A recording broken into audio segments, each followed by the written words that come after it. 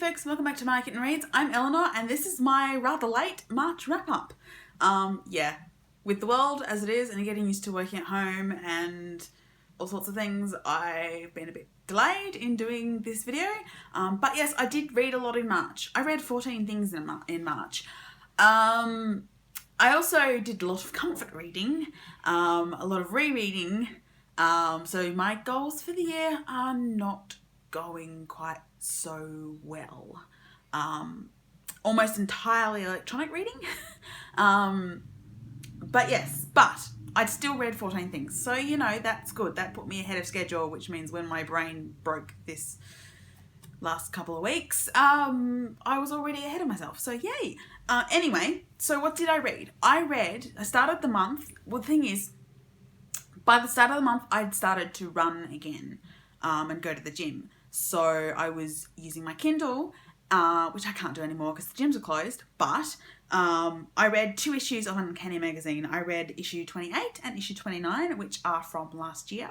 So I am getting closer to being up to date on Uncanny Magazine. I've still got a few things to read, but I am getting closer. So that was a lot of short stories. I can't remember any of them off the top of my head, but I do believe I enjoyed those issues. So that was really great, and that gave me some stuff to put in my hero nominations. So yay!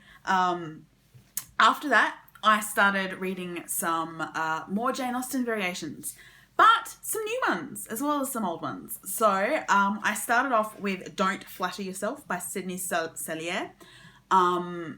This is a story where the Mrs. Bennet that we meet is the second Mrs. Bennet. And she's actually a lady. She's nobility, but she keeps it very quiet because she wants to essentially, if I remember correctly, she's Elizabeth's mother but not Jane's mother. And she was in love with Mr. Bennet until they were separated and they each married elsewhere, and then they ended up marrying each other again after both of their spouses passed away. And I think this is the one where Elizabeth is the heiress of Netherfield, but nobody knows. So yes, I read that, and I also read, jumping forward slightly, the sequel to that, It's a Duke's Life by Sydney Sellier, which is about Charlotte, who has managed to meet a duke that is a relative of Mrs. Bennet, and it's their romance. So can Charlotte cope with being, asked to marry a duke? So yeah, that was fun. Those 2 were fun. I also did some rereading, of course, of Jeanne Roland, because I read these constantly. So I reread The Challenge of Entail, which is a story in which Mr. Phillips, the girl's uncle who is a solicitor, accidentally stumbles across a way to break the entail. And therefore, when the militia and the Bingley party arrive in Meryton, you've got a very different Bennet family because they've been able to relax. Jane's the heiress of the estate. Mrs. Bennet is not so stressed. The younger girls are not out and are much better behaved. And so that changes things. I also reread Out of Obscurity, which is one of my favourite Jeanne Rollins, which is the one where Mr. Darcy accidentally discovers that before he actually meets, he realises that this girl he's seen, who is Elizabeth Bennet, is actually his missing cousin who was kidnapped like 20 years ago. So so that's a fun one. I also reread Another Proposal by Jeanne Roland, which is based off the line where Mr. Collins says to Elizabeth, "You may not ever receive another proposal." What happens if Mr. Darcy proposes to her the same day and Mrs. Bennet overhears and forces the issue? So that's another one. And also I reread The Angel of Longbourn, which is one where Mr. Darcy falls ill and falls off his horse on his way to Netherfield, and is found by Elizabeth and cared for by the Bennets. So that kindness changes the way they interact right from the start. So yes, that was all that rereading. What else did I read? I did read one new book. Apart from Uncanny. One new book for the, oh no, that's right, there was those two new Jane Austen variations. So another new book. I read Storm of Locusts, which is the second book in Rebecca Roanhurst's urban fantasy series. which is an urban fantasy series based around the Dainata people of America. So it's Indigenous. It's an author of colour. This particular one involved a cult and going off to rescue a character from the previous book who had been abducted by the other cult, and a whole bunch of environmental themes as well. So this is this post-apocalyptic Indigenous urban fantasy monster hunting type stuff. So I really enjoyed that. What else? And then I found out that the BBC has created, and I haven't seen them yet, a TV series, an adaptation of the Mallory Towers books by Enid Blyton. Now, I love the Mallory Towers books. I love the Mallory Towers books so much. Mallory Towers and St. Clair's, they're two of Enid Blyton's boarding school stories, and I just love them.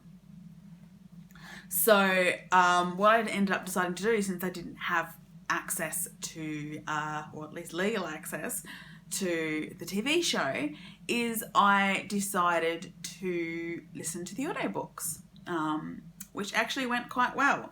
So I listened to the first 4 audiobooks. I'm currently partway through the 5th one and I've got distracted, but I'll get back to that. But so I listened to First Term at Mallory Towers, Second Form at Mallory Towers, Third Year at Mallory Towers, and In the Upper Fourth at Mallory Towers. So this is the story of Daryl and her friends as they make their way through boarding school in the 1940s. And it's still a lot of fun. It's warm. It's not as problematic as you might think a book from the 1940s might be, but I still really enjoy Mallory Towers. So those 4 audiobooks I listened to. And then to finish things off, for the 14th book that I read in March, I reread Shades of Milk and Honey by Mary Robinette Kowal. So this is a series, this is her Glamorous History series. It's basically Regency romances with a little bit of magic. So in this particular alternate history type thing, glamour is essentially the creation of magical illusions, and a lot of women learn how to use glamour at least a little bit as part of being an accomplished woman. And so this book looks at this girl who is, she's not very handsome, unlike her little sister.